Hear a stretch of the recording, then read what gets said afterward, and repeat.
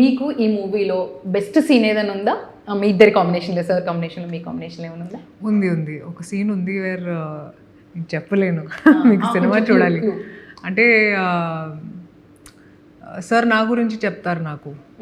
ఒక ఎన్‌లైటన్‌మెంట్ లాగా. So I think that is one scene memorable. అసలు ఇంకా అది గూస్ బంప్స్ మూమెంట్ ఏమో కదా! థియేటర్‌లో వేస్తారేమో విజిల్స్ అసలు. రాశి ఖన్నా అనగానే తనకంటూ ఒక సెపరేట్ ఫ్యాన్ బేస్ ఉంటుంది. తెలుగు వాళ్ళకి బాగా కనెక్ట్ అయిపోయింది. ఈసారి కూడా అట్లనే ఉంటుందా? లేదంటే కంప్లీట్ డిఫరెంట్ డ్రాస్టిక్ చేంజ్ ఏమైనా ఎక్స్‌పెక్ట్ చేయొచ్చా అని మీ ఫ్యాన్స్ అడుగుతున్న క్వెషన్ ఇది.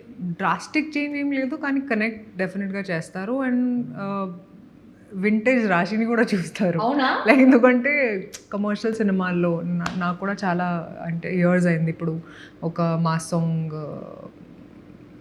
I think I did a mass song after very long time. So I think ఒక కొత్త మంచి ఎక్స్పీరియన్స్ ఉంటుంది ఫ్యాన్స్ కోసం కూడా. స్టోరీ సెలెక్ట్ చేసుకునే విధానంలో రాశి ఖన్నా చాలా మారిపోయారు. స్టార్టింగ్‌కి ఇప్పటికి అసలు చాలా మారింది. చాలా వరకు కూడా స్టోరీ సెలెక్షన్‌లోనే కొన్ని రిజెక్షన్స్ కూడా వినిపిస్తున్నాయి అని అంటున్నారు. దీని మీద ఏమంటారు?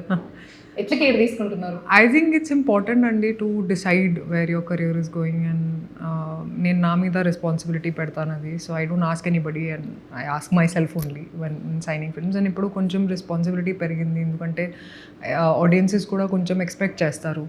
అండ్ అందుకే I'm doing very selective work అండి.